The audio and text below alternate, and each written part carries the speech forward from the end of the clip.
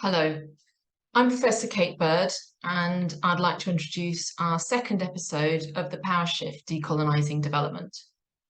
This episode is where Charmaine McCaulay interviews me, and the episode explores a number of different themes. One is the legitimacy of a white northern woman with the privilege and power, including position power, that I have to engage in debates around decolonisation. It also touches on my fears about engaging in this debate. It explores why I wanted to learn about decolonisation and how that desire grew as a result of the work that I do, and how during the pandemic, the way that I related to the researchers I work with in the majority world changed. And that meant that I needed to change too. So it was that awareness that has led me to working on decolonisation and specifically on this podcast. The podcast episode also describes how there's a relationship between the work that I do, which involves in-depth qualitative interviews with ordinary people in low and lower middle income countries, and wanting to contribute to progressive change. It describes what I consider to be some aspects of brokenness in the development sector. And I provide an example of extractive research, how research is done and the research findings aren't properly fed back to national governments or the communities in which the research took place, or even to the individuals who participated in the research. It explains why I think ideas matter and how ideas inform the decisions we make and therefore the actions we take. It also outlines my hopes for the podcast, which is to weave together conversations with activists, practitioners and thinkers, and identify not just ideas, but an agenda for progressive change. The episode also raises the identification of the decolonised agenda as woke, and how this identification is being used to create a polemic in which battle lines are drawn and people are invited to take opposing views. And I outline why I find this rather depressing and completely counter to my objectives, which are to focus on how we can together create practical change in the world. So now over to the episode itself. Hi, Kate. Hi, Charmaine. It's so good to be here with you. Anyway, this is kind of exciting. So I just want to ask you a few questions. Yeah. Okay. Cool. So my first one is, can you talk a little bit about your past and what has drawn you to do this work? Well, it's a big question. Yeah. Okay, so in terms of my past, I was born in South Africa. My mum is a white South African. Her dad was from an Anglicised Afrikaner family who went out there on one of the very first ships in the 17th century. And her mum was born in what was Tanganyika from an Irish family. And my dad was a missionary. So I'm very much the product of colonialism. And we left when I was 4, and I grew up in multicultural, multi-ethnic Southeast London. So I've grown up with the kind of multi-layered identity of a white South African growing up as a vicar's daughter in Southeast London with a mixed group of friends. And I later went and lived in Bahrain. So I've got the experience of being an expatriate, a British expatriate. I've worked in international development for years and have all the experiences from working on international teams and the two-way learning experience of working with people from around the world. And I suppose also something that's relevant is that as an adult, I discovered that my father's father, so my grandfather, was mixed race. So that if we were living in the times of slavery, I would have been a slave.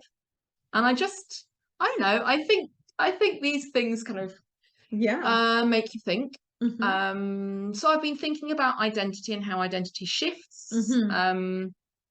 And I suppose also, you know, George Floyd's death, the Black Lives Matter movement, sitting on my own in my little garden study, working with teams in Zimbabwe and Cambodia during lockdown, and not being able to work in the way that I'd always worked before, just made me think, how does this work and how can we make it work better? So it made me think about power and privilege, and about my position in the sector. Okay, great. Thank you. I really like that you're mixed race.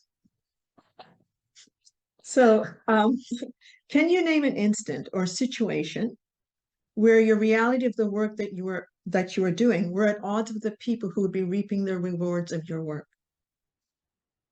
Yeah, so I work on chronic poverty and how the very poorest people are able to move out of poverty, and I work on gender and equity, and I work on bottom-up growth.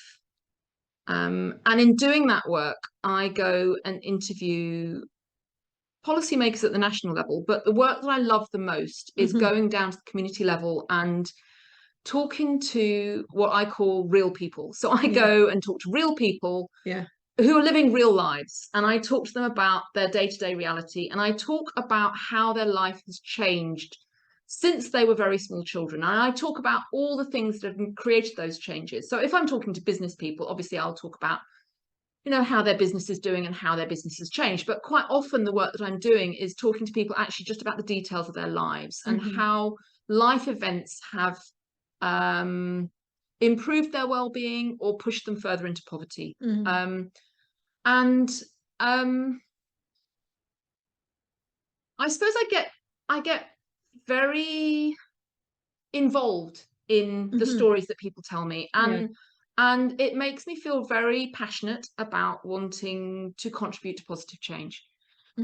So that's I suppose a big example of that kind of brokenness in the system. So have you ever had to share that brokenness with the people that you're talking about, that they're not, you know, they've entered into something, and I would assume that you've gone in there and they've assumed, I suppose, that they're going to be reaping some kind of benefit, some kind of rewards. I mean, you know, they've been telling you their stories, and deep stories, right? Yeah, they are. And they've been really honest, and there's something that they would want back, and yet you're saying you're gonna have to say them, I'm sorry, but what I had promised, what I thought you were going to get back isn't. What's there been response to something like that?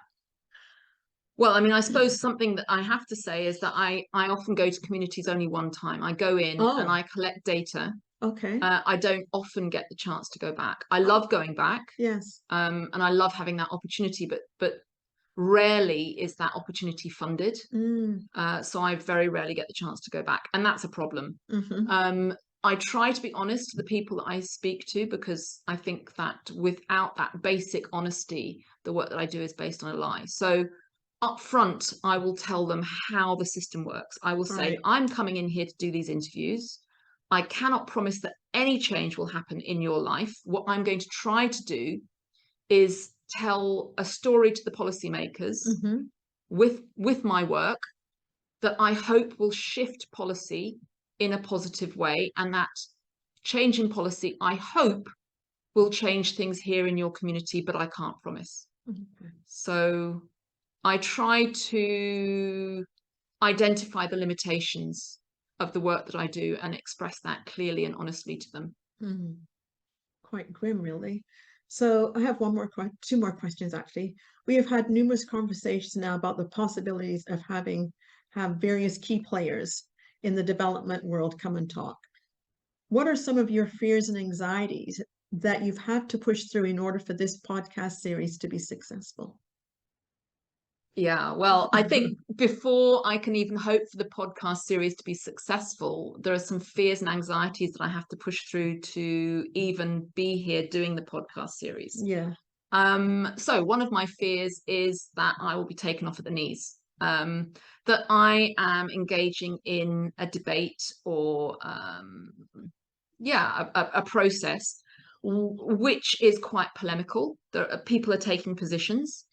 And I suppose I'm concerned that whatever I say is going to be seen by some people as being wrong. Yeah. And I'm going to be attacked. I'm going to be attacked on social media. I could be attacked in my professional world. I could be seen as being foolish, as being wrong. So when you say attacked in your professional world, can you kind of give maybe a fantasy or an imagination? What would that attack look like or feel like for you when you say that? What does that mean? Oh, I could be snubbed. I Okay. could not get my next contract. I could have angry emails from people. I could get kind of challenged on LinkedIn. I don't know. I don't know what it could include. I just know that I'm a bit anxious about it. And then there's something which is perhaps a little bit deeper and a little bit less about me, and that is what is my legitimacy engaging in this debate at all as a white northern woman who has a great deal of privilege and I suppose position power. And I say white because I present as white, people know me as white. So even though I have a mixed ethnic background, that's not something that most people know about me, and it's not something that most people get to know unless we have a deep conversation about our families and our histories. Okay, thank you. We were also talking about your concept about how what we think and how we think shapes our behaviors, and it frames what we do. Can you kind of talk a little bit more about your concept of the thinking that frames what we're going to do? Yeah. So I think that thoughts are important. I mean, that's what I work. I'm a researcher, so I wouldn't I? But I think that ideas matter. Yes. And I think that ideas matter because they frame action. So for me, the way we think, the way we look at the world through a perceptual filter. So our perceptual filter is formed by our experience, by what we read, by what we view, by the conversations that we have, by the experiences we have in life. And all of those contribute to our perceptual filter, which is then how we filter the world, how we filter our world, our life's experience, the lens that we look at the world through, and what we accept to be real and what we think is fantasy or untrue. So how we think influences what we accept to be knowledge and true, and then it informs our action. So how we view the world and our ideas influence the decisions we make and the action that we take. So I think that this podcast matters because I hope that we're going to have a constructive conversation that is going to bring together people who are practitioners, activists, and thinkers to weave together a new conversation about the decolonisation of development. And in doing that, we're going to put new ideas on the table and old ideas, bring them together and identify an agenda for action. So I'm very keen for this not to just be about abstract thought, but for it to translate into practical action for progressive change. Okay, great. Well, that actually just leads right into the next question. You sent me the headlines today of about what the Daily Mail did, and I want to know what was your gut primary reaction to the headlines that decolonization is woke and that it's from the ideological hard left. Yeah, so the Daily Mail seems to be doing a bit of a campaign on this. They seem to be publishing an article every day at the moment. And I came across this because there was a Daily Mail left on the table of in a cafe I went to. So I picked it up. I don't physically see a newspaper very often anymore. So I picked it up and looked at the headline and thought, oh my goodness, I've got to read this. And I had to keep on putting it down because it made me so filled with rage. I didn't know what to do with myself. So, I mean, I've been thinking about it since. Why did I get so angry? What was I angry about? And I think what made me feel angry was that the Daily Mail was stoking the fires of a polemic debate in which they were encouraging people to take positions in a fight. They were saying, okay, these are the battle lines in the culture war. Where do you stand? So it was positioning this as part of the culture war. It was seeing us as being woke. It was seeing us What does as woke even really mean? Help me oh, well, it's understand. very othering, isn't it? As somebody Yeah. who's woke is somebody who thinks differently to them. Oh, okay then. I don't know. I don't know. It's used by some commentators as radical thinking. I don't know. Okay. A lot of what I think seems to be woke, but whatever. Yeah, okay. So I felt that it was very othering, and it was othering me, and it was othering you. Yeah. It was othering people of color. It was othering everyone who is engaged in the pushing forwards of a decolonizing agenda. And I don't know. I just feel that that's really unnecessary, and I feel that turning this into a battle is ugly and unpleasant. And I know that's the business model of the Daily Mail, but I don't know. I just thought it was really depressing, but it made me very angry. Yeah. Okay. Great. Well, thank you. So I would really like to thank Kate. You're such a lively discussionist. Is there such a thing as that? And I really like your concepts and how you articulate what you've done. And I'm really looking forward to really working with you and to experience decolonization from your point of view, because I'm somewhat of an outsider. So I really want to work with you on this. I think it's really going to be good. Thank you, Charmaine. I think you're very much an insider on the anti-racist movement in the UK, and why I wanted to work with you on this is because you do bring a different angle, but I think it's an angle that enriches our perspective, and it enriches it from the position where we actually need to engage in personal change if we are to create change out there in the world. So, and I think it's really useful to have conversations with people who have a different professional background and a different perspective, because I think that's very enriching. And I'm really excited about working on this podcast with you too. I think it's going to be a blast. We're so good together. Peace out. Love you. We're keeping that. Okay. Okay.